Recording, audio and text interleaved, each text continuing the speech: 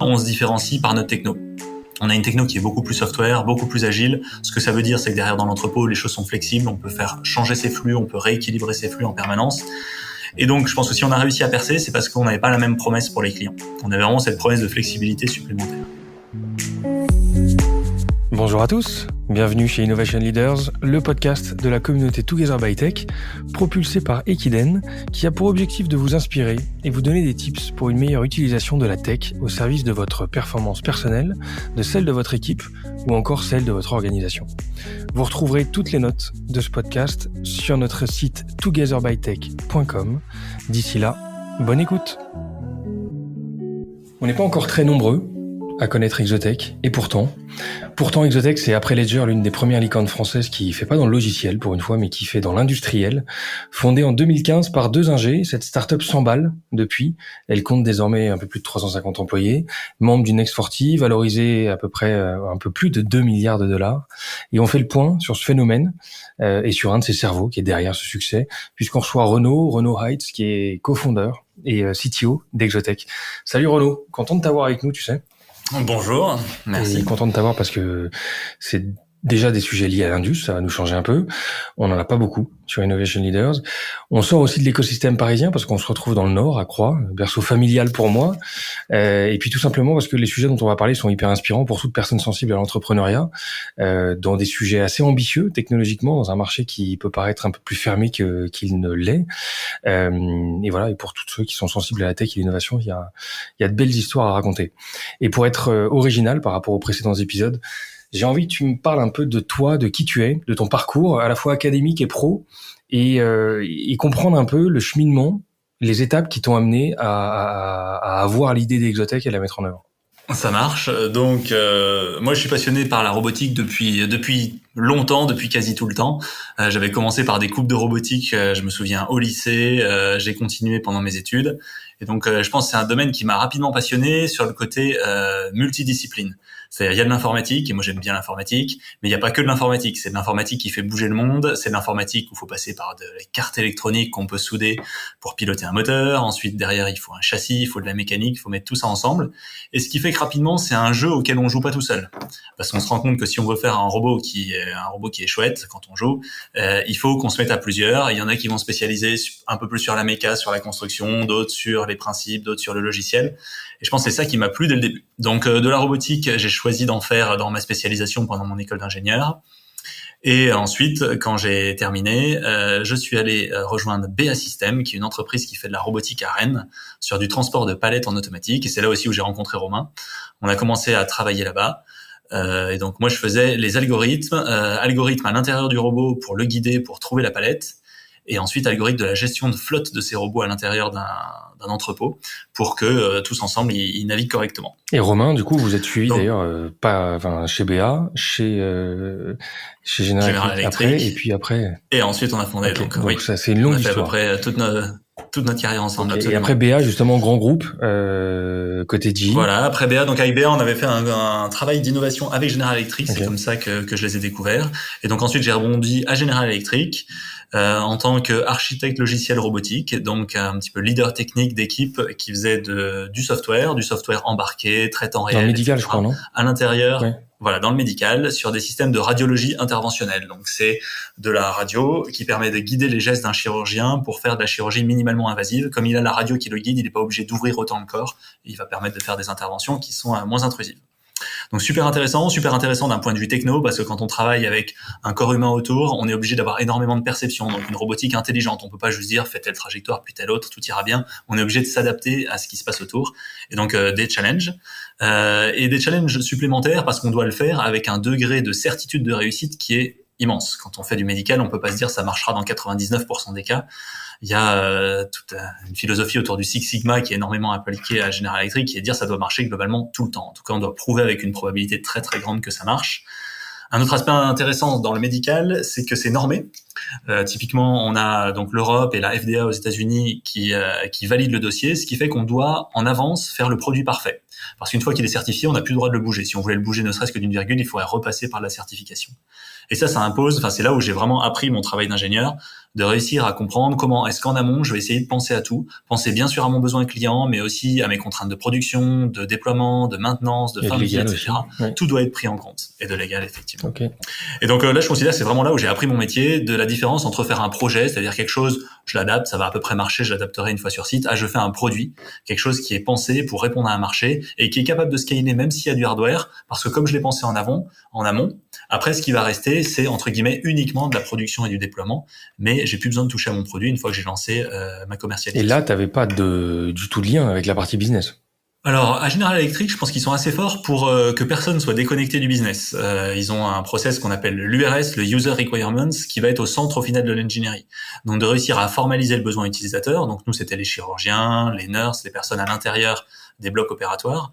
Et donc, il y a vraiment un lien très fort qui est en permanence fait entre ne pas se tromper, parce qu'on va faire 4 ans de R&D avec des budgets colossaux. Donc, on ne doit pas se tromper par rapport aux besoins utilisateurs. Donc, sans être en front, donc en direct dans les discussions face aux clients. Elles sont jamais bien loin, quoi. On va dire, je savais parfaitement à quoi ça servait. Et il y avait quand même un lien qui était assez fort. Et c'est quelque chose qu'on a gardé quand on a fait Exotech. La première valeur qu'on a mis en place avec Romain, c'est Understand Customer. Et c'était vraiment ce côté-là de dire, on travaille pour un marché où globalement, c'est des roboticiens dans les équipes R&D, mais on fait pas de la robotique. À la fin, ce qu'on fait, c'est un produit logistique. Et il faut que tout le monde dans l'entreprise soit capable de faire le lien entre comment ça se passe dans un entrepôt en vrai, c'est quoi les contraintes, c'est quoi la vraie vie, et en quoi ensuite notre techno va répondre à ça. Du médical à l'entrepôt, il n'y a pas qu'un pas. Comment on fait le lien entre l'univers médical dans lequel vous étiez et l'idée d'Exotech ? Donc, on avait un petit peu quand même travaillé dans la logistique avant ABS System, donc c'est un domaine qu'on connaissait un petit peu. Ensuite, je pense qu'on a toujours été, Romain et moi, passionnés de robotique, donc on regardait aussi un peu où est-ce que ça innovait en robotique. Et c'est vrai que la logistique fait partie des domaines sur lesquels la robotique a rapidement trouvé des champs d'application réels. Je pense qu'avec Romain, on est des gens où on aime bien les défis durs en termes de R&D, mais par contre qui vont pas rester dans le labo. C'est-à-dire faire de la R&D juste pour du labo, ça nous intéresse pas. R&D à impact, quoi. Donc l'idée est de dire, voilà, il faut que ça ait de l'impact. Et en logistique, assez rapidement, on a commencé à voir qu'il y avait de l'impact. Et il y a une grande entreprise qui nous a montré que l'impact pouvait être colossal. Donc c'est Amazon. Amazon a découvert une entreprise qui a été fondée à Boston au MIT qui s'appelle Kiva Systems. Des petits robots un petit peu tortues qui passent sous les étagères, qui les soulèvent et qui les ramènent. Et donc Amazon les a rachetés pour un prix important, et ensuite a dit on en fait notre techno interne, c'est-à-dire que cette boîte qu'on a rachetée, elle ne vend plus à tout le monde, ça devient la techno exclusive d'Amazon. Et quand on a vu ça, on s'est dit là, c'est effectivement quelque chose qui passe à l'échelle, et si Amazon, je dirais, passe autant d'argent, autant d'énergie là-dedans, c'est que c'est ce qu'on dit en joli français un game changer, c'est quelque chose qui n'est pas seulement là pour couper des coûts, pour faire des économies, mais c'est quelque chose qui est là pour changer la promesse client. Et je pense que c'est ça qu'Amazon a réussi à faire, c'est de dire que la logistique n'est plus une sorte de mal nécessaire dans l'entreprise, c'est un moyen d'améliorer la promesse qu'on fait à nos clients. Amazon a réussi, je dirais, à vraiment se différencier parce qu'ils ont promis, au départ, on vous livre à J+2, on vous livre à J+1, on vous livre le jour même, on vous offre partout dans le monde un référentiel d'articles qui est juste incroyable, etc. Et je pense que donc ils ont réussi à dire on arrive à acquérir des clients parce que notre logistique est meilleure. Et ça, je crois qu'il y a eu un déclic qui s'est fait autour de ça. Alors Amazon était les premiers, mais je pense que ça s'est propagé. Et donc, quand on a vu ça, on s'est dit, si on arrive à innover dans ce domaine-là, il y a des utilisateurs qui vont acheter et on va pouvoir mettre ces systèmes-là dans le monde entier. Et en tant que salarié, passer à l'entrepreneuriat, c'est quelque chose qui a été naturel pour vous? Ça a demandé une réflexion? C'était comment s'est passé ce cheminement, cette décision d'entreprendre? C'était plutôt l'inverse. C'était quand est-ce qu'on arrive à trouver une idée où on peut enfin se lancer à notre compte. Je pense qu'on a découvert en discutant ensemble que tous les deux c'était quelque chose dont on avait envie de dire. On aimerait pouvoir associer, je dirais, nos idées techniques à une stratégie qu'on porte par nous-mêmes. Là, on était dans un poste où, je dirais, la stratégie arrivait par l'entreprise et nous, on amenait les idées techniques. Mais c'est vrai, quand on peut faire les deux ensemble et que les deux résonnent ensemble, il y a quelque chose d'extrêmement puissant et satisfaisant au niveau personnel. Donc, c'est quelque chose dont on avait envie. Et donc, quand on a commencé à sentir que tous les deux, on avait envie à peu près de la même chose, qu'on commençait à avoir des idées où on se dit ça commence à résonner, on doit pouvoir trouver un marché. On s'est dit ça vaut le coup de commencer à passer un peu plus de soirées ensemble, à commencer à vraiment dessiner, vraiment calculer ce qu'on a en tête, vraiment rencontrer aussi des logisticiens pour voir si c'est des élucubrations un peu trop théoriques ou si vraiment ça peut répondre à Donc des side choses. project au départ, du temps passé sur le temps perso pour essayer de faire vos calculs et vos protos. Enfin, ça Donc commence par on quoi? avait de la chance, c'est que voilà, à Paris, General Electric c'est à Buc, donc à côté de Versailles. Nous on habitait tous les deux dans Paris, donc on avait 40 minutes de trajet qu'on faisait souvent ensemble entre les deux. Donc ça nous faisait relativement du temps pour discuter, pour brainstormer. Quand on a commencé à voir que ça devenait concret, effectivement, alors on a même passé encore plus de temps. Assez rapidement, donc on a vu l'idée de Kiva racheté par Amazon est formidable. On s'est dit en tant qu'ingénieur, l'idée est pas de se lancer pour copier, il faut qu'on arrive à trouver une meilleure idée. Et assez rapidement, ce qui est apparu, c'est l'idée de dire, eux, ce qu'ils font, c'est 2D. Et là où on peut faire mieux, c'est faire 3D. Si on fait un robot qui sait grimper au lieu juste de se promener au sol, alors on aura quelque chose qui sera beaucoup plus dense, donc on peut offrir beaucoup plus de références, et aussi beaucoup plus rapide. Parce qu'un robot qui grimpe en 3D, du coup, il porte une petite caisse sur son dos, et donc il peut être très rapide, contrairement aux robots d'Amazon qui transportent une armoire de 600 kilos, pas très stable, etc., où ils doivent la transporter tout doucement. Ok, c'est marrant, ça paraît évident quand tu le dis, mais visiblement on n'en était pas là à ce moment-là.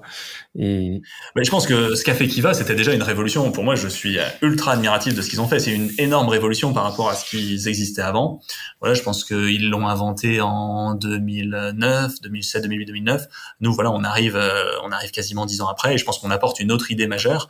Mais je pense que oui, c'était un petit peu chaque chose en ok. son temps. Et il n'y a pas un moment donné où vous vous dites que c'est un marché trop compliqué, trop grand, qui demande trop d'investissement et voilà, ça vous a pas freiné plus que ça, quoi. Alors, L'audace était là. on venait du marché du médical où, en termes de marché Ouais. difficile, on fait difficilement mieux.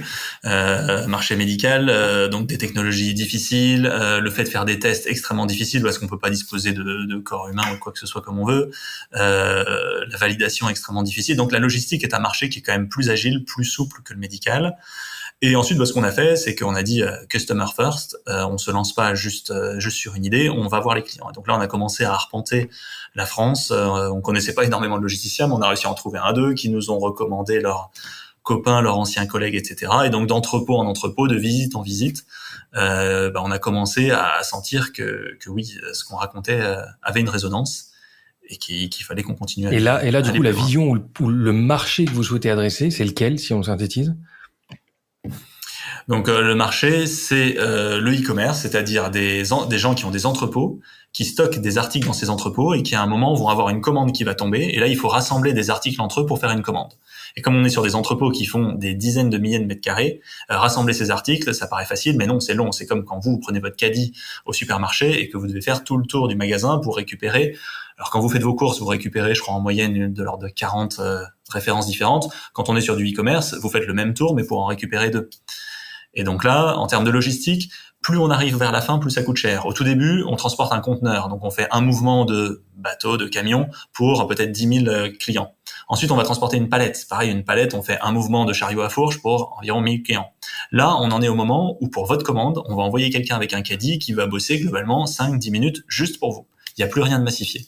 Et c'est là où les choses deviennent compliquées, c'est là où les choses deviennent chères. Et la réponse d'Exotech, c'est quoi? C'est de vous amener du service, vous amener une techno, vous amener ce Donc la robot. réponse, Vous couvrez quelle chaîne de Donc la réponse cette d'Exotech, chaîne? c'est une solution. Donc c'est une solution complète clé en main pour faire de la préparation de commandes. Donc on va offrir une installation qui permet de préparer ces commandes.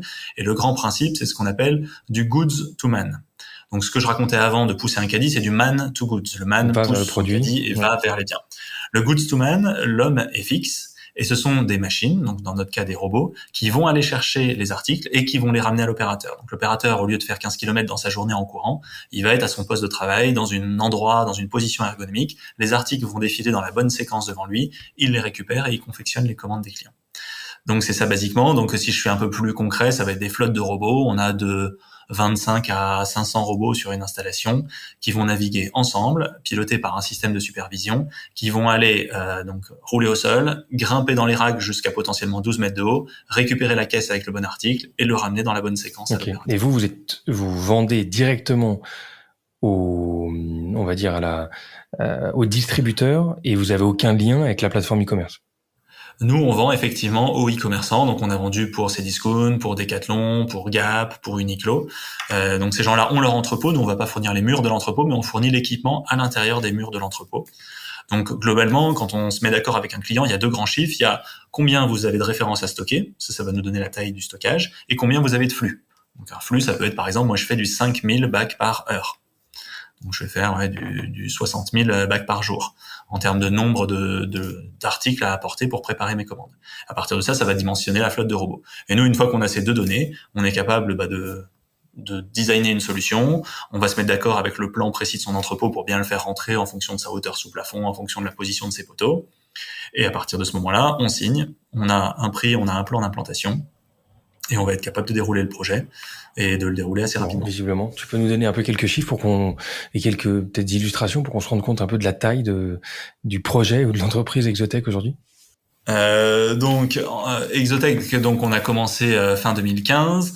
Maintenant, on est donc tu le disais 350 personnes à Exotech, une moitié environ qui bosse sur le produit. Je pense qu'une des choses qu'on a fait qui n'existait pas dans ce marché de la logistique, dans la logistique, c'était très projet, c'est-à-dire quelqu'un a besoin, on lui design une sorte de projet juste pour lui. Là, on a réussi à productiser des sortes de briques de Lego. Donc, il y a la moitié de l'entreprise qui est là pour faire les briques de Lego élémentaires qui, à partir de ces briques, vont pouvoir faire un entrepôt. Ça, c'est la partie produit. Et après, il y a une deuxième partie qui est la partie projet. Ces parties projet, on en a à Atlanta, Lille, Munich et Tokyo, donc pour 4 géographies différentes. Eux vont prendre ces briques de Lego, à partir de ça, faire un concept qu'ils vont vendre. Une fois qu'ils l'ont vendu, le déployer, donc prendre les briques de Lego, les amener sur site, les installer, les mettre en route. Et une fois que le client est satisfait du fonctionnement, qu'on a montré les performances, alors ensuite, on aura des équipes de maintenance qui vont accompagner le client dans la vie au jour le jour de son entrepôt. Donc voilà, 350 personnes. En termes de chiffre d'affaires, donc l'année dernière, on a fait 100 millions. Cette année, on devrait être proche des 200 millions d'euros de chiffre d'affaires. On a eu une croissance à x2 ces dernières années. Et quand on fait du hardware, effectivement, c'est un vrai défi parce que faire x2, c'est avoir non seulement la R&D, mais ensuite la production, les équipes de déploiement, les équipes de supply, tout qui se met en place, les fournisseurs aussi qui doivent réussir à nous suivre dans cette croissance pour réussir à déployer 2 fois plus d'entrepôts, 2 fois plus de briques robotiques dans ces entrepôts que l'année dernière. Et au niveau de la répartition des rôles entre Romain et toi, quel est le périmètre de chacun? Donc historiquement, Romain, c'est plus le hardware guy, le mécano, et moi plus le software. Quand on a fondé Exotech, donc ça s'est réparti un peu différemment. Donc c'est lui qui est CEO, donc il va s'occuper plutôt de la structuration et surtout les ventes, donc tourner vers les clients. Et moi, je suis responsable de la partie produit. Okay. Donc produit incluant tech, R&D aussi.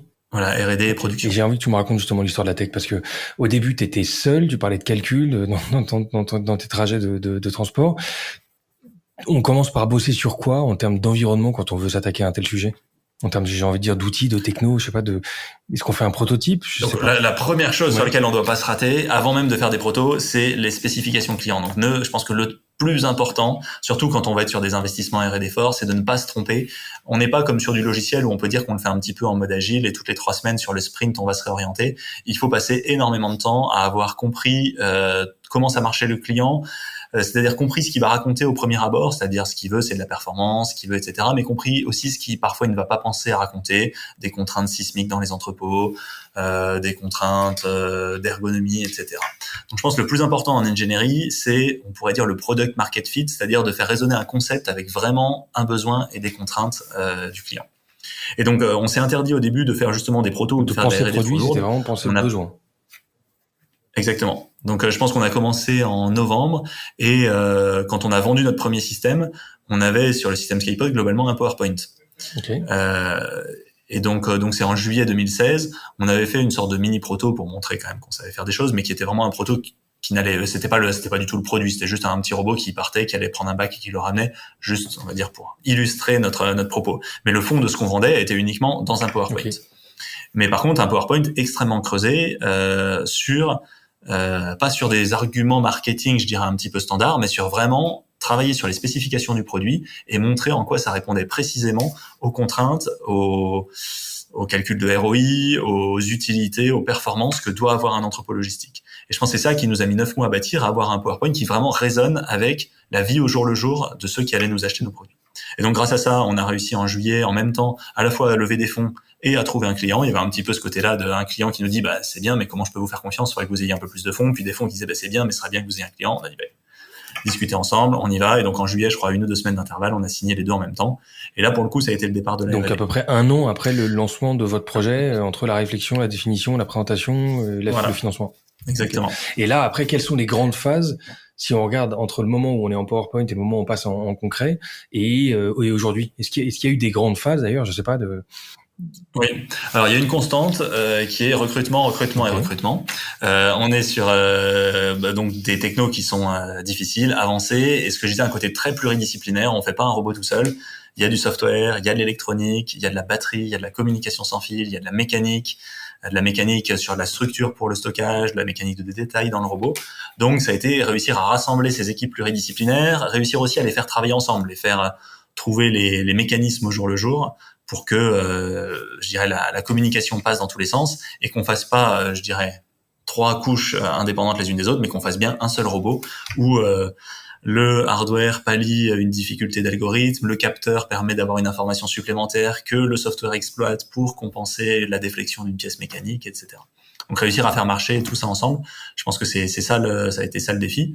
Donc on a réussi rapidement en 2016 à passer à 10 personnes en R&D, et globalement c'est avec une moyenne de 10 personnes qu'on a délivré le premier système Skypod un an après, en 2017, chez Cdiscount. Donc ça a été, je dirais, la première phase de vraiment défrichage, mettre ensemble les différentes briques, faire ces briques, on va dire, simples, mais suffisamment robustes pour qu'elles marchent ensemble. Je pense qu'une des grosses forces qu'on a eues sur ce premier système, c'est de ne pas rentrer dans une logique où parfois les grands groupes le font, une logique un peu MVP POC, c'est-à-dire on vous paye pas vraiment, mais on vous embête pas non plus trop, vous pouvez venir chez nous, vous montrer un peu la techno, on la montrera à des gens et puis on verra bien. Je pense que c'est pas ce qu'on voulait. On venait d'un monde industriel, on a dit, nous, si on travaille avec vous, on signe un contrat avec une spécification, vous l'achetez, ça a un prix, et par contre, en échange, vous êtes exigeant. C'est-à-dire que vous avez payé un système Skypod, alors c'était un petit système Skypod avec 8 robots, mais pour ce prix-là, vous vous attendez à avoir, je sais plus, je crois que c'était 210 bacs par heure, 24 heures sur 24, 7 jours sur 7. Et donc, c'est ça qui a très très bien marché, c'est qu'on a eu, dès le début, un client qui avait payé, c'est Discount, et un client exigeant, qui nous a du coup aidé à remplir l'ensemble de ces contraintes de production. On était en contact non pas avec des départements innovation, mais avec les vrais opérationnels qui allaient utiliser le système et donc sur lesquels l'ensemble des critères était important. Donc là, pendant un an, on a réussi à remplir ces critères, à rassembler les briques ensemble. Je pense que là, ça a été passionnant. Dans un robot, je pense les plus jolis moments, c'est les premiers tours de roue quand ça commence à bouger, Ouais, etc. c'est impressionnant. Mais du coup, tu vois, ce que tu dis là, c'est que tu as eu à la fois un client relativement intelligent et relativement, que tu as réussi à gagner la confiance. Mais après, vous avez eu quand même une sacrée, je sais pas si c'est une question de discipline ou une question de peut-être de confiance en soi, mais ou de confiance dans votre produit, dans votre techno, mais de se dire ok, non, on vend pas un MVP et puis on ajuste le tir et non, on veut facturer et donc on veut livrer un produit qui tient la route. Ça vient d'où ce niveau de confiance peut-être ou ce niveau Je pense d'exigence? oui, c'est le côté dosé. Ça va un peu avec le think big, c'est-à-dire on fait pas, on avait fait une startup en se disant, notre concept, on pense que c'est un concept sur un besoin mondial. Il n'y a pas 36 solutions. Le but est pas de faire la PME du robot. Le but est de faire une solution qui répond à tous les entrepôts du monde. Et si on y arrive, eh ben on grandit très fort. Et si on s'est trompé et qu'on n'y arrive pas, eh ben c'est pas grave, on reviendra vers d'autres idées à un autre moment. Ok. Donc voilà, je pense qu'on était sur une logique de produit et on voulait faire un produit qui résonne dans le monde entier. Donc on a dit voilà, ce produit, on sait ce que c'est, on le tente. Après, je pense qu'on avait ça qui est des profils différents sur la création d'entreprise. Là, nous, on avait quand même déjà quelques années d'expérience. On avait bossé, je sais plus, 11 ans, quelque chose comme ça, avec Romain. Donc, en étant passé par déjà des machines complexes, donc on avait quand même cette confiance, effectivement, de se dire ça, on sait qu'on peut le faire. On peut être exigeant avec ça. Et comment s'organisent les équipes tech aujourd'hui, d'un point de vue vraiment, j'ai envie de dire opérationnel et humain? Oui, donc dans les équipes tech, ça doit être environ 80 personnes aujourd'hui. Sur 350. On est organisé Ça paraît, sur 350. et alors, Ouais. ça m'intéresse de voir le reste parce que ça paraît relativement. Je pensais qu'il y avait beaucoup plus de tech que ça sur Alors non, 350. quand on est sur un métier opérationnel, donc il y a la moitié globalement des équipes, c'est des équipes projets, Ok. d'accord, réparties sur 4 géographies. Donc eux, ça va être des métiers de vente, sell, deploy, maintain. Ok. Alors, depuis le début, on a divisé l'entreprise en 5 départements. Chaque département a un verbe, pour que ce soit clair, quelle est sa mission dans la vie. Donc, on a les équipes projets avec sell, deploy et maintain, et on a les équipes produits avec design et build. Et donc, sell, deploy, maintain, ça fait à peu près la moitié des effectifs, parce que l'air de rien, il faut discuter avec le client, faut aller chez le client, faut depuis le convaincre jusqu'à le soutenir à la fin en maintenance. Et ensuite, sur les équipes produits, donc c'est à peu près moitié-moitié, moitié en R&D et moitié sur la production. Donc design, c'est on va d'une idée d'un concept jusqu'à une définition. Build, c'est je pars d'une définition jusqu'à quelque chose de produit Ok. et de prêt à être expédié. J'adore le concept de un verbe par département. Ça vient d'où? Ça, c'est vous qui l'avez qui vous êtes simplifié la vie ou Non. c'est inspiré de quelque chose? On l'a lu dans une Harvard Business Review qui avait été rédigée par des anciens de Kiva. Ok. Ceux qui ont été rachetés par Un Amazon. bon travail de benchmark et de recherche d'infos. Ouais, Ok, intéressant. dans Et donc les 80 licence. personnes viennent d'où, elles? Quand tu dis les 80 dans la tech, donc c'est côté design and build. Non, 80 design, 80 build. Pardon. Ok, très bien. Et quels sont les technos qu'on retrouve dans votre univers? C'est pas facile parce que tu l'as un peu expliqué. Ça touche à beaucoup de domaines. Il y en a plusieurs. Les tout à fait. Techno. Donc on a 3 grands métiers, méca, élec et logiciel. Donc en méca, ça va être du design avec, donc nous on utilise SolidWorks, donc ça va être du design assez précis, du calcul de structure, choix de matériaux, calcul en fatigue, etc. Réussir à vraiment... On fait des machines où c'est vrai qu'on s'en rend pas forcément compte, elles seront plus sollicitées durant leur vie qu'une voiture. Okay. Une voiture, ça roule plus vite, mais vous l'utilisez en moyenne, j'en sais rien, 1 heure par jour. Là, ça tourne 24 heures sur 24 pendant 10 ans. Donc, par rapport à une voiture que vous achetez, il faut faire quelque chose qui est environ 3 à 4 fois plus robuste qu'une voiture. Donc, en termes de design méca, il y a vraiment des beaux challenges liés à ça. Ensuite, en termes d'élec et d'électronique, ça va être tout ce qui part au départ de la puissance, donc réussir à transformer la puissance, recharger une batterie, convertir cette puissance, jusqu'à aller à offrir de la capacité de calcul, donc avoir des capacités de calcul embarquées dans le robot qui vont ensuite permettre d'aller vers la troisième équipe, logiciel. Là, dans le logiciel, on a, je dirais, 3 couches de logiciel. Une couche qui est la couche embarquée, donc dans le robot, des algorithmes embarqués, on utilise du C, du C++, on tourne sur du microcontrôleur un petit peu, mais surtout sur du Linux embarqué. Et donc là, ça va être des algorithmes qui sont là pour la perception, donc à partir des capteurs, réussir à comprendre le monde qui entoure le robot. Un robot, je dirais qu'il est d'autant plus fort qu'il a une perception intelligente. C'est-à-dire, ce qui est facile, c'est de faire un robot sur des rails. Il n'a pas besoin de comprendre grand-chose, de toute façon, il est guidé. Plus il est dans un monde incertain, un monde où il peut y avoir des choses qui bougent, etc., plus sa perception va devoir, je dirais, avoir de l'intelligence. Une fois qu'il a perçu son monde, il va devoir actionner ce monde-là. Et donc là, ça va être tout ce qui est le mouvement avec des algos, on appelle ça du modèle predictive control, c'est-à-dire qu'il va utiliser une propre modélisation de son comportement pour trouver la façon dont il doit se piloter de façon optimale pour le plus rapidement faire ses missions, donc globalement aller prendre des bacs, les reposer, les apporter dans la bonne séquence. Donc ça, c'est le software embarqué. Au-dessus de ça, on a le software de supervision. On pourrait appeler ça le fleet management, donc manager cette flotte de robots. Si vous êtes, je dirais, un petit peu le dieu de l'entrepôt et que vous avez tous ces robots-là, vous avez énormément de combinatoires dans lesquels vous pouvez les piloter. Vous pouvez choisir dans quel ordre vous faites les commandes qui vous ont été fournies. Vous pouvez choisir quel robot fait quelle commande, quel robot passe par quel chemin. Donc, il y a un nombre de choix qui est exponentiel et qui est géant. Donc, là-dedans, tous ces choix ne se valent pas. Il y a des choix qui vont faire un flux tout pourri, avec tout plein de bouchons, de trafic à un endroit. À l'inverse, vous pouvez faire des choix qui vont permettre d'offrir énormément de flux à l'entrepôt. Et là, c'est super satisfaisant parce qu'on part d'une version donnée. Voilà, on est un thésard en maths, on a une super idée, on se dit tiens, je pourrais peut-être améliorer, et on arrive à faire une solution qui est peut-être 5% plus performante. Et 5% plus performante, c'est la même chose que 5% plus compétitive, parce que ça veut dire qu'avec le même nombre de robots, j'offre plus de flux à mon client. Ou dit dans l'autre sens, pour un flux donné, j'ai besoin de 5% de robots en moins pour répondre à son besoin.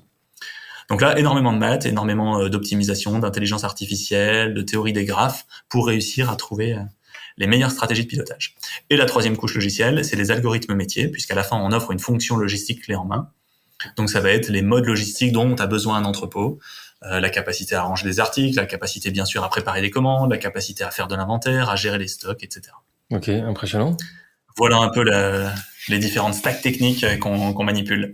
Et pour manipuler tout ça, on a un métier qui est super important, qu'on appelle l'ingénierie système, donc des choses qu'on retrouve plus rarement en start-up, mais qui existent dans toutes les grosses industries, médicales, automobiles, aéronautiques.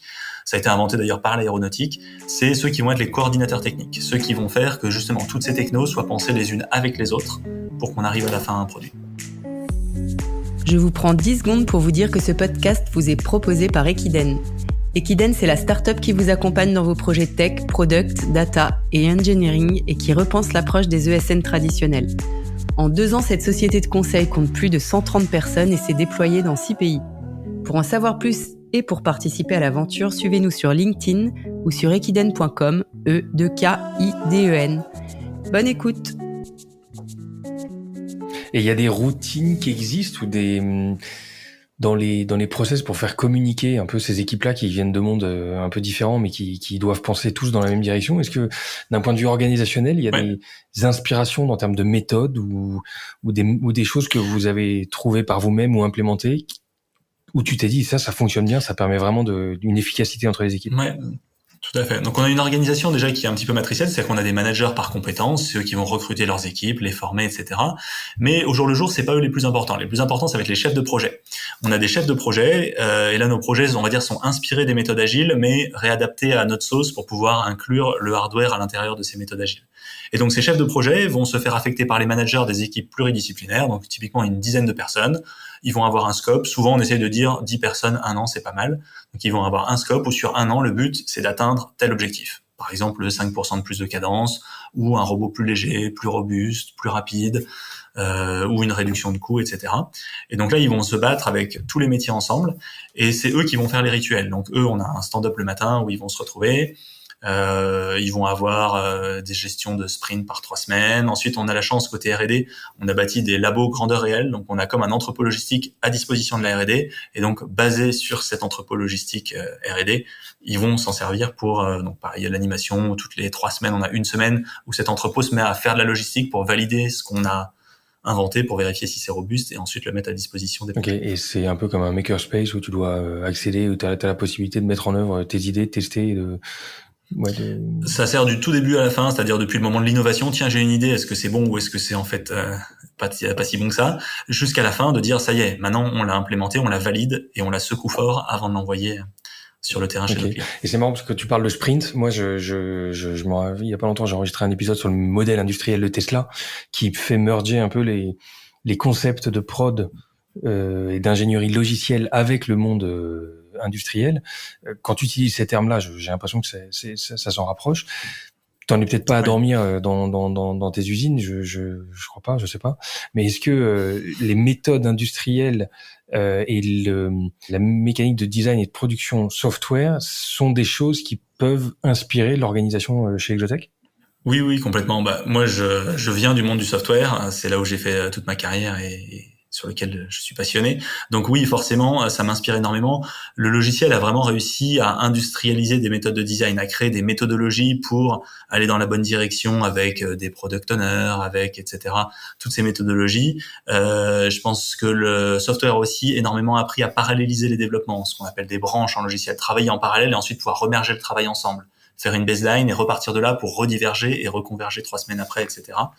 Donc je pense que oui, il y a énormément de choses qu'on fait, même dans la gestion des révisions, etc. au niveau hardware, qui sont inspirées des méthodologies logicielles. Ok, il y a une petite différence avec le monde des startups logicielles, c'est que on est très dans le fake it until you make it. Je sais pas si c'est quelque chose qui peut exister dans le monde industriel et on n'a peut-être pas la même non, pas la même audace, la même simplicité de mise en œuvre. Il peut y avoir parfois des simplifications, donc on a quand même beaucoup de features logiciels où il peut y avoir des features logiciels qui, dans des premières versions, sont en mode ultra simple. Mais on n'est pas sur du logiciel B2C où un customer sur une application a quand même un niveau de tolérance bien plus grand qu'un logisticien. Quand un logisticien nous met sa logistique entre nos mains, il faut voir que c'est un acte de confiance incroyable. Et j'en suis presque encore surpris d'avoir autant de grands groupes qui nous aient fait confiance et c'est formidable. Quand on est e-commerçant, si la logistique s'arrête, c'est 100% du chiffre d'affaires qui s'arrête. Donc le niveau d'exigence, il est forcément très haut. Et donc non, il y a pas de fake it. En tout cas, ce qui est annoncé, ça marche à la performance annoncée et ça marche 24/24. Forcément dingue. Ok, top. Quand on parle de ces sujets tech, on voit que tu es capable d'aller assez loin. Et pourtant, les profils qui sont capables de rentrer dans des sujets parfois deep tech sont pas forcément les mêmes qui arrivent à piloter une boîte, driver des équipes et avoir l'aspect management en plus et voire même business. Visiblement, toi, tu arrives à couvrir les deux, ou en tout cas avec Romain, vous faites un sacré binôme, mais il y a une belle équipe qui vous a rejoint. Mais comment tu vis ces challenges à titre perso, des challenges tech très pointus, avec tout le challenge que représente ton rôle d'entrepreneur et de patron?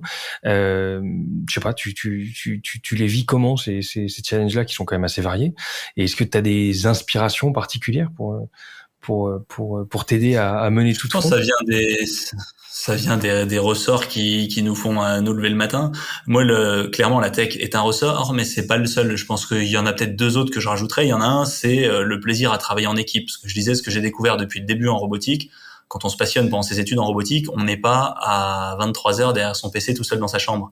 On est dans une salle, un club de robotique où on est avec des copains, avec des collègues à essayer des choses ensemble. Donc je pense qu'un des ressorts, c'est ce côté équipe que j'aime énormément. Et après, le troisième ressort, c'est le côté impact. À nouveau, ce que je disais, moi, c'est pas de la tech pour le plaisir d'avoir résolu quelque chose, c'est de la tech pour le plaisir de le voir se déployer dans le monde entier. Je me rappelle avoir vu quand on s'est lancé sur Exotech des images d'Amazon donc en genre 2015-2016 et ils mettaient une caméra qui passait sur un entrepôt où on voyait 100 robots d'affilée dans un entrepôt. J'ai dit waouh, ça c'est trop classe. Celui qui a bossé là-dessus, bon, il envoie 100 d'affilée, il dit que c'est trop, c'est sûr que c'est utile quoi. Et voilà, maintenant c'est bon, on arrive à faire le même genre de vidéo. Mais donc voilà, je pense que ces trois ressorts ensemble, donc tech plus équipe plus le fait d'avoir envie d'avoir un impact sur le monde réel, bah font que c'est assez naturel de dire le management là-dedans, le leadership là-dedans, il est clé. C'est-à-dire que si on rajoute pas cette dimension-là, et ben j'aurais pas ces trois ressorts qui seront activés de façon équilibrée chez moi et du coup j'aurai quelque chose qui va me manquer. Et quand donc ok, très bien. Et quand on voit le marché dans lequel vous êtes positionné, vous étiez loin d'être les seuls à offrir ce genre de solution. Vous êtes arrivés un peu les derniers. Pourtant, tu arrives à trouver un axe de développement énorme.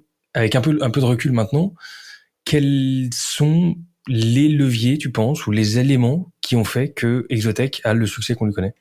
Alors, parce que je pense qu'on avait des concurrents qui étaient très différents de nous. Donc, je pense qu'on avait personne qui avait la même carte d'identité. On avait deux types de concurrents. Des concurrents qui faisaient des systèmes d'automatisation, je dirais des projets d'automatisation en logistique, mais vraiment avec une logique projet assez traditionnelle, en mode un peu lean manufacturing à l'ancienne. Je mets un convoyeur, je mets un ascenseur, je mets une petite machine, puis une autre, etc., tout en série. Et ça, c'est des entreprises très grosses qui font des forts chiffres d'affaires, qui existent depuis longtemps, pas mal basés, donc un petit peu en France, mais beaucoup en Allemagne, en Suisse et en Autriche. Et je pense que ces gens-là, on se différencie par notre techno. On a une techno qui est beaucoup plus software, beaucoup plus agile. Ce que ça veut dire, c'est que derrière dans l'entrepôt, les choses sont flexibles, on peut faire changer ses flux, on peut rééquilibrer ses flux en permanence. Et donc, je pense que si on a réussi à percer, c'est parce qu'on n'avait pas la même promesse pour les clients. On avait vraiment cette promesse de flexibilité supplémentaire. Après, de l'autre côté des compétiteurs qui pouvaient exister, c'est des startups, donc des gens qui se lançaient vraiment sur des idées modernes de robotique. Et là, je pense que il y a beaucoup de startups qui sont lancées plus en mode, je dirais, on copie qui va sur de la robotique, je dirais, assez simple au niveau hardware, on fait des petits robots 2D, et par contre, on essaye avec le logiciel de faire des choses chouettes. Et là, je pense que la force qu'on avait avec Romain, c'était de faire ce binôme hardware-software. On a réussi à innover sur les deux plans en même temps. Il n'y a pas que le software qui a innové, on a innové sur un concept d'ensemble avec la mécanique qui était vraiment disruptif. Et donc, quand on s'est lancé sur des robots 3D, pour le coup, on n'avait pas d'autres personnes qui faisaient des robots 3D. Donc voilà un petit peu, je pense, ce qui a fait notre succès, c'est que je pense que justement, on s'est pas lancé avec une carte d'identité qui était la même que les gens qu'on pouvait avoir autour. Ok, très clair. Au niveau du futur vous avez fait une levée de fonds assez récemment. Ce qui dit levée de fonds dit scalabilité, déploiement de la boîte. L'ambition est assez importante. Comment est-ce que tu abordes ce scaling et quels vont être les enjeux sur le plan, j'ai envie de dire humain, business, tech de cette scalabilité? Donc il y a une des scalabilités qui est formidable à vivre et qui est un vrai challenge, c'est la scalabilité à l'international. Donc de partir d'une entreprise basée en France, donc à Lille, à dire on va se déployer dans le monde entier. Et se déployer, ça veut dire lancer des équipes. Parce qu'à nouveau, on est sur du hardware où il faut aller visiter les entrepôts, comprendre comment ça s'intègre pour les vendre. Ensuite, bien sûr, le projet, il faut y être. Bien sûr, la maintenance, il faut aussi y être de temps en temps. Et donc là, c'est rencontrer des cultures, réussir à embaucher des leaders dans ces pays-là, leur faire confiance pour que eux-mêmes fassent grandir les équipes, comprennent la culture Exotech, la mettent en place à l'échelle de ces différents pays, réussir aussi dans ces pays à créer de la crédibilité, c'est-à-dire que on peut pas vendre en disant on est une sorte de succursale d'une lointaine pépite ou pas pépite, mais petite entreprise française. Aux États-Unis, ça passerait pas. Donc aux États-Unis, il faut qu'on soit américain. En Allemagne, il faut qu'on soit allemand. Au Japon, il faut qu'on soit japonais. Donc réussir, tout en ayant un produit commun, à créer ces différentes cultures, créer cette crédibilité. Et par exemple, dans la levée de fonds, on a Goldman Sachs qui a mis bien sûr de l'argent, mais au-delà de ça, je dirais qu'il nous apporte une vraie crédibilité sur le marché américain, de dire on est une entreprise qui a une figure, une couleur, de l'argent américain, qui est backé par des Américains et qui du coup s'implante là sur du long terme et sur lequel les clients se posent pas la question de dire est-ce que l'année prochaine j'aurai plus de soutien. Le produit sera le même dans tous les pays ou tu dois l'adapter un peu à des contraintes locales? En termes de définition, c'est le même. On a des petites choses locales liées par genre, je pense la couleur des fils électriques de neutre sont verts en Europe et sont bleus aux États-Unis. Voilà, des ajustements. Des petites saletés, hélas, comme ça. Je rêve du jour où ils arriveront à uniformiser les normes au niveau mondial. Pour ça, l'Europe est formidable. L'Europe a créé la norme machine et en termes d'entrepreneuriat, quand on fait du hardware, la norme machine est unifiée entre les différents pays de l'Union européenne et permet pour le coup d'aller beaucoup plus vite parce qu'en répondant à un critère, et en plus ça a été bien fait parce qu'ils ont vraiment mergé les bonnes idées des différents pays, et ben on arrive à avoir un marché qui s'ouvre qui est quand même assez grand. Bon, t'as placé un mot tout à l'heure, la culture. Ça m'intéresse de creuser un peu ce thème-là. C'est pas toujours simple de créer une culture de boîte ex nihilo quand on démarre sa boîte. Et pourtant, on sait l'impact que la culture peut avoir sur son équipe et sur son esprit. Ça a été un sujet avec Romain quand vous avez défini. Est-ce que vous l'avez défini ou ça s'est fait naturellement ce sujet? Et est-ce qu'il y a des marqueurs de la culture Exotech? Donc oui. Donc je pense que c'est un sujet qui nous plaisait, peut-être même encore plus particulièrement à Romain, d'en parler. Je dirais qu'en début on en parlait un peu de façon théorique et assez rapidement ce qu'on a vu, c'est qu'en fait la culture c'est le secret pour grandir. C'est-à-dire qu'on ne peut se multiplier par deux beaucoup de fois, que si on a une culture qui fait que quand on se multiplie par deux, on continue à travailler de la même façon, on continue à travailler ensemble. Il faut qu'il y ait un socle commun, et je pense qu'on sent... Alors, en tout cas, moi, je pense que je l'avais pas forcément théorisé quand j'étais à General Electric, mais c'était en étant parti où je me suis dit, tiens, c'est marrant, à General Electric, je pouvais bosser avec des gens en Inde, avec des gens à Helsinki, avec des gens aux États-Unis, et quand j'arrivais dans n'importe quelle équipe, je retrouvais tout de suite mes petits. Les gens... en termes d'organisation, mais en termes de ce qu'ils voulaient, de ce qu'ils mettaient en premier, de leur façon de parler, de leur façon d'accueillir les gens, de s'ouvrir, etc. Et ben en fait, on peut travailler de façon extrêmement fluide avec n'importe qui à General Electric parce qu'il y a un socle culturel qui est commun. Et je pense que voilà, entre le plaisir de créer ça et quand on s'est rendu compte que c'était vraiment, on va dire, une arme ultra puissante pour réussir à grandir bien, on a commencé à y passer plus de temps.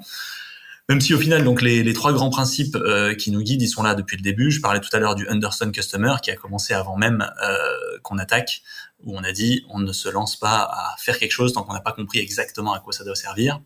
Le deuxième, dont j'ai parlé aussi au tout début, c'est Build Together, le fait de dire on est une entreprise multimétier. Il n'y a pas un métier qui est plus important que les autres. On ne peut réussir au final à avoir un entrepôt qui marche que si toute la chaîne a parfaitement fonctionné. Et donc réussir à bâtir la boîte autour de comment est-ce qu'on fait pour travailler ensemble. Après, ce qui s'est articulé dans le temps, c'est ce build together, le transformer en principe plus concret au jour le jour. Et ça, c'est des choses sur lesquelles on n'a pas travaillé seul, on a travaillé avec tout le monde dans l'entreprise.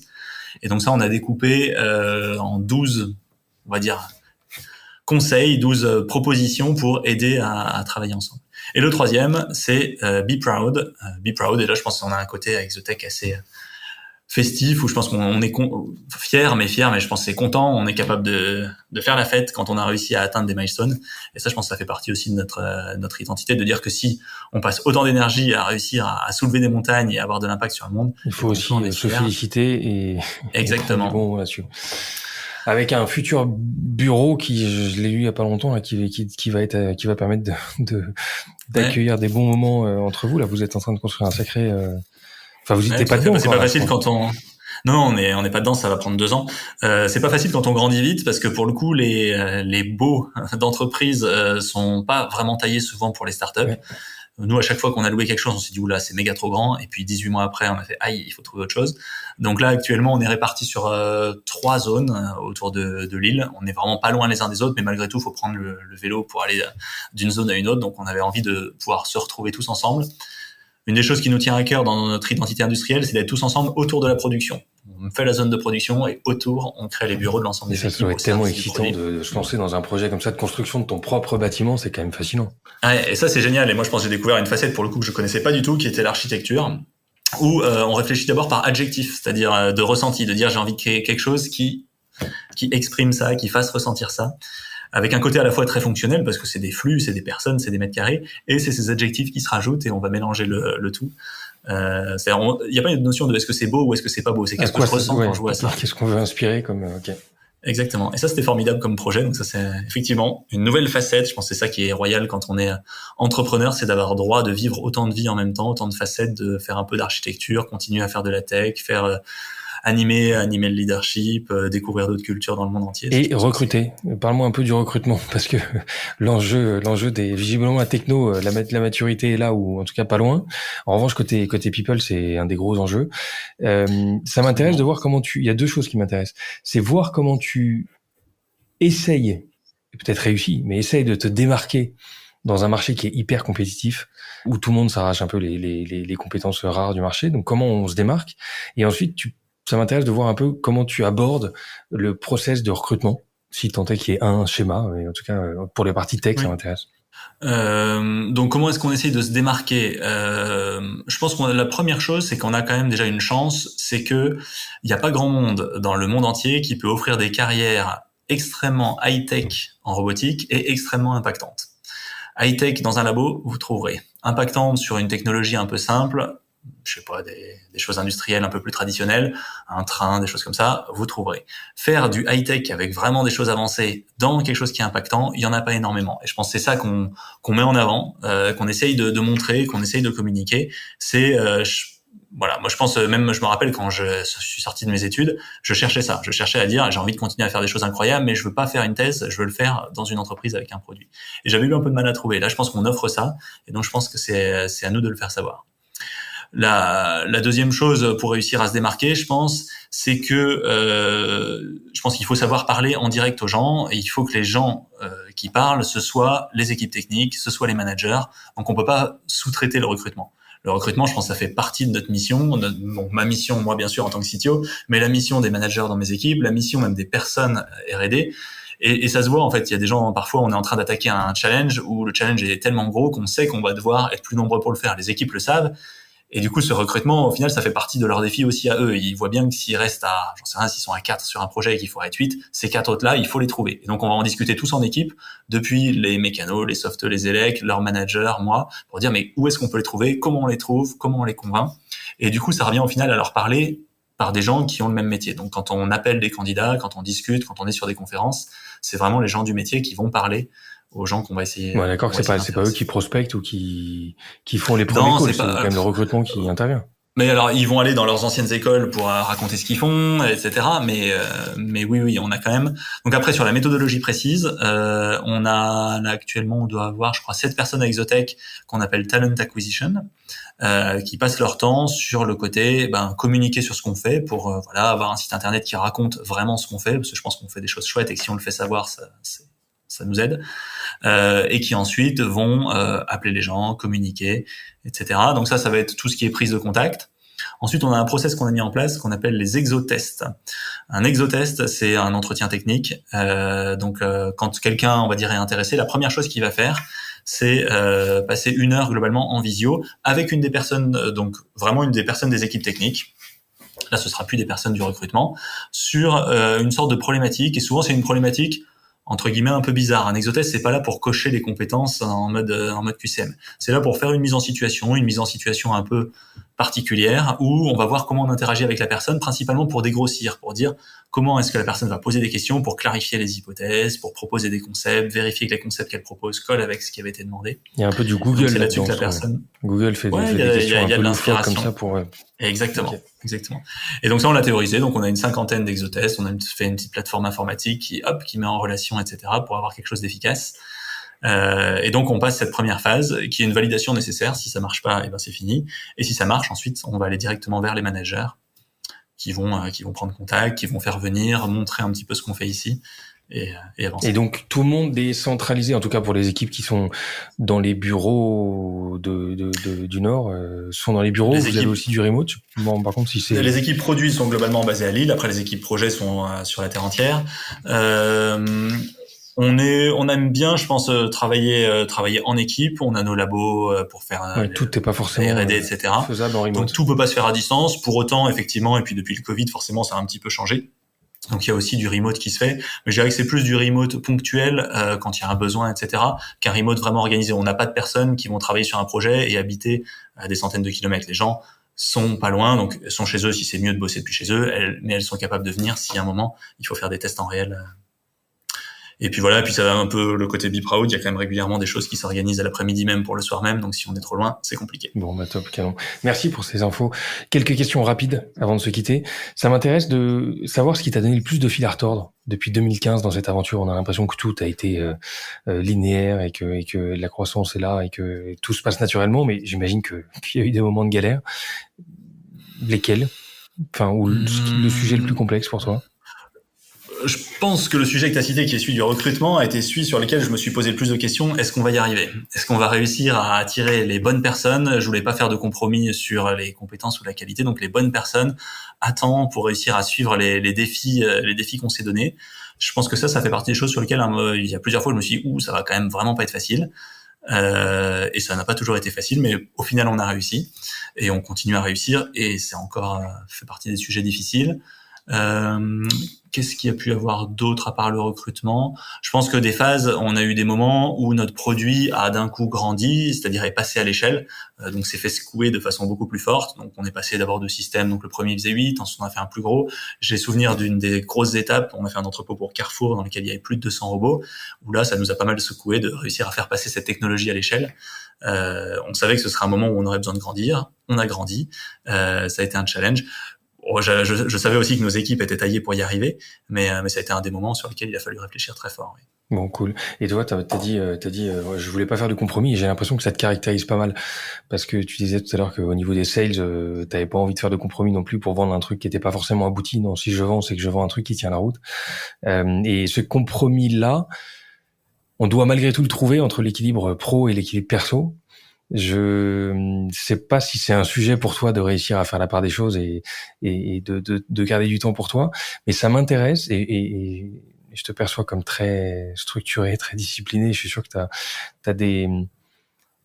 peut-être une routine perso ou une orga qui permet d'être efficace dans ton quotidien, de mener de front l'ensemble des sujets que t'as. Tu parlais de l'architecture, du recrutement, à la tech, et à pilotage des différentes équipes.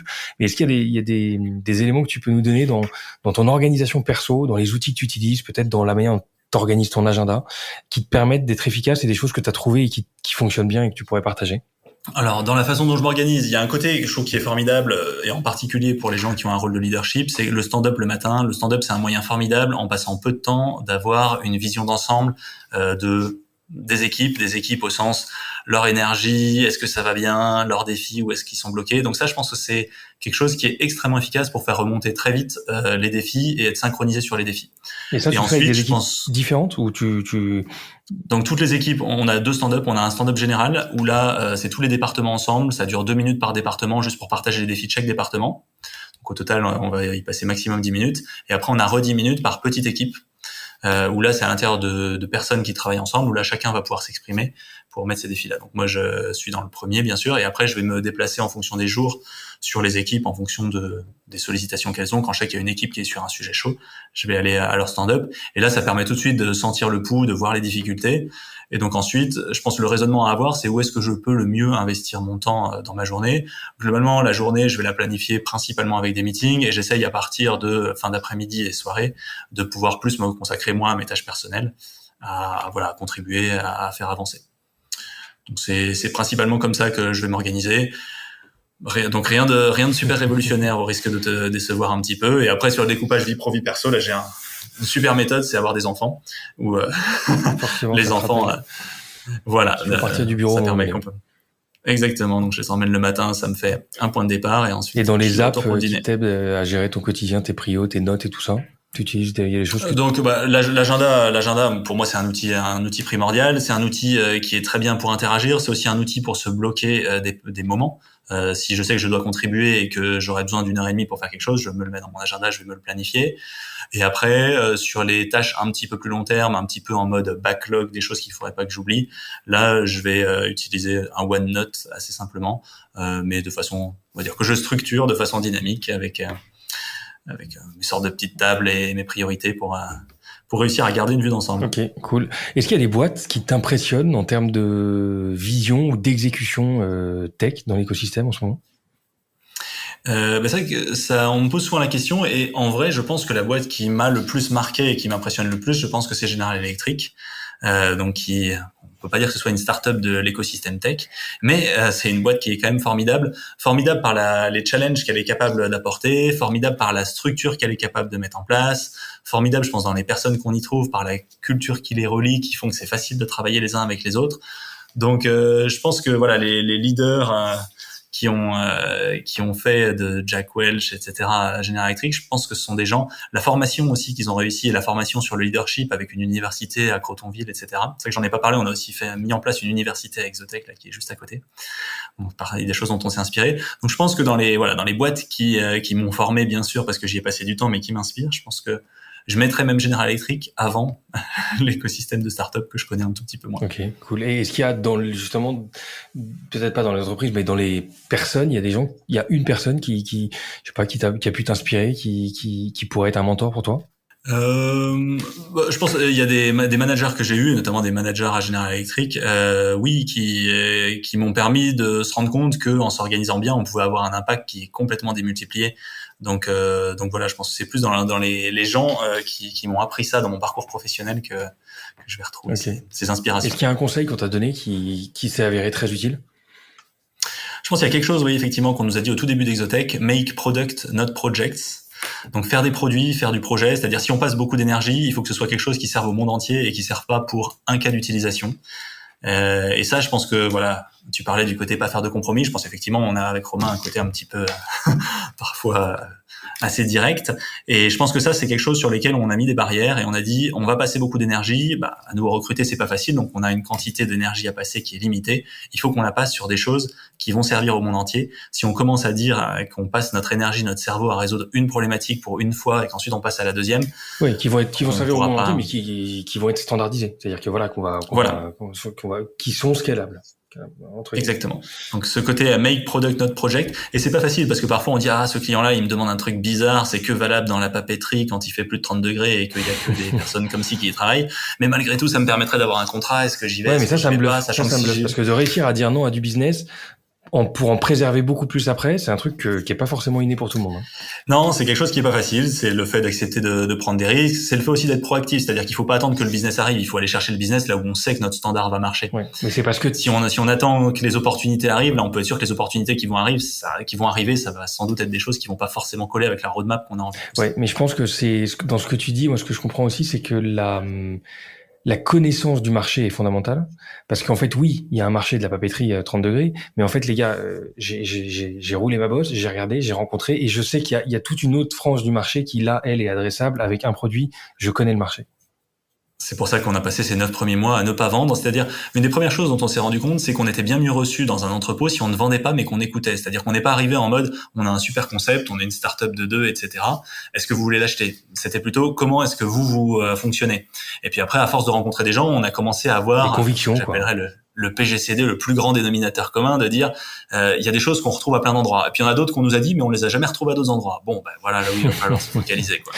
Ouais, très clair. Comment tu maintiens ton niveau, ou même tu le développes, ton niveau de compétence, ta culture tech, ta culture managériale? Qu'est-ce que tu consommes comme contenu, comme page, comme blog, comme bouquin? Mais je consomme du collègue. Ouais. C'est par tous les collègues qu'on a, par toutes les réunions que je fais avec des gens super qu'on a embauchés, où j'arrête pas d'apprendre, et je dirais quasiment de plus en plus vite.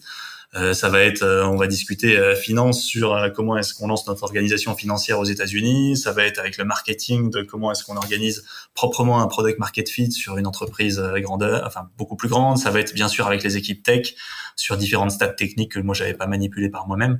Donc là, c'est vraiment par les collègues que je grandis chaque jour. Ok, pas de newsletter ou de site que tu consultes régulièrement par curiosité. Non. Ok. Il y a un bouquin qui t'a marqué, pro ou perso, que tu nous recommandes? Je me rappelle de livres, surtout au moment où on a fait cette transition de General Electric, donc au fait où on s'est lancé.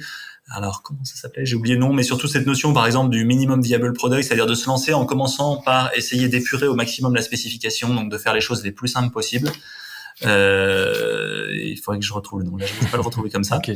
Mais voilà, ça c'était des bonnes sources d'inspiration de dire il faut commencer le plus simple. Alors, ça veut pas dire fake it, mais en tout cas de réussir à trouver le corps qui permet d'attaquer le plus vite possible. Parce que quand on n'a pas les fonds d'un General Electric, on peut pas attendre 3 ans avant de commencer. Ouais, c'est un peu comme la feature qui va vraiment couvrir un gros sujet et qui va te permettre derrière de financer. Du chiffre d'affaires, parce qu'une entreprise, elle ne survit que si elle arrive à faire du chiffre d'affaires. Tout à fait. Ok. Dans l'univers de la robotique ou même d'ailleurs complètement ailleurs, il y a des technos ou produits qui, selon toi, sont vraiment des game changers pour les 10 ans à venir, enfin des choses qui sortent de l'ordinaire et qui vont marquer les choses. Ouais, moi qui m'inspire énormément, il y a tout ce qui est véhicule autonome et principalement véhicule autonome collectif. Donc je pense qu'il y a des entreprises en France, je pense à EasyMile, à Navia, qui sont lancées sur ce genre de créneau. Et le fait d'être à la fois véhicule collectif pour réussir à limiter, je dirais, un peu les trafics, le fait de le faire électrique pour limiter l'impact environnemental, et le fait de le faire autonome pour être intelligent, agile, pouvoir vraiment répondre facilement aux besoins de tout le monde.